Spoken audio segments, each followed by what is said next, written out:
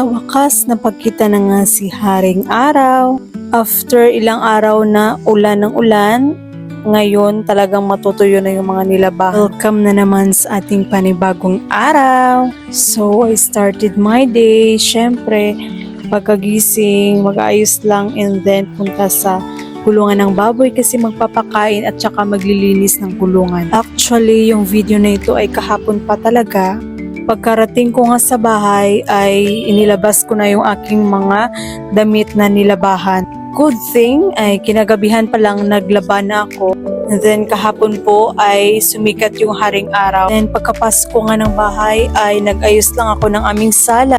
Then syempre naglinis and then nagwalis na rin. Yung aking anak yung nagluluto ng aming breakfast. And then fast forward, nag-breakfast na kami. Then syempre, dito na naman tayo sa ating linisin sa kusina. Malambot na nga itong ating karne ng baboy kasi binabad na ng anak ko sa tubig. Kaya hinugasan ko na lang at saka titimplahan. Pero bago ko timplahan ay nilagyan ko muna ito ng asin at i-massage para mawala yung langsa at saka yung mga taba-taba. And then syempre hugasan nating mabuti to make sure na talagang malinis na ito.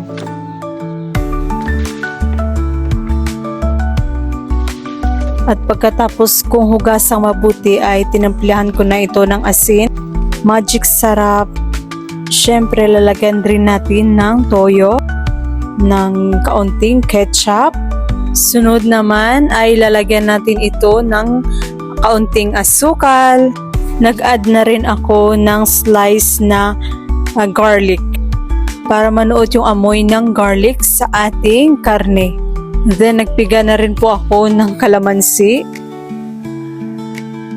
Kulang nga po yung ating kalamansi kaya maglalagay lang ako ng kaunting suka. And then syempre, lastly ay kailangan nating i-massage yung ting karne para manuot yung mga pampalasa sa kaloob-looban ng ating karning baboy.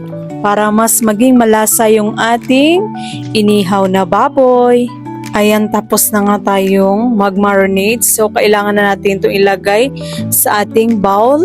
And then, iset aside lang natin ito kasi lulutuin natin ito para sa ating tanghalian. At hindi lang dyan nagtatapos yung ating trabaho sa ating kusina. Kasi sunod ay kailangan nating maglinis. Siyempre, maghugas ng mga hugasin. Instant and magic. Pag nagpitik lang tayo ng ating kamay from this to this, tapos yung hugasin.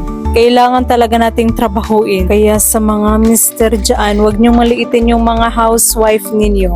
Hindi porket kayo nagtatrabaho at nagbibigay ng income sa inyong pamilya ay pwede niyo nang maliitin yung mga nanay. Kasi yung mga trabaho ng nanay ay unlimited, hindi yan natatapos. So sa wakas, tapos na yung ating hugasin. Dito na naman tayo sa ating ligpitin. Syempre, alam ko tayong mga nanay ay hindi pwedeng iwan ang mga kusina natin na madumi. So hindi naman masyadong ma-oily yung aking pinaglutuan. So pinunasan ko lang ito ng basang pamunas. O siya, hanggang dito na muna. Magpapaalam muna ako saglit and then see you na naman sa aking next video.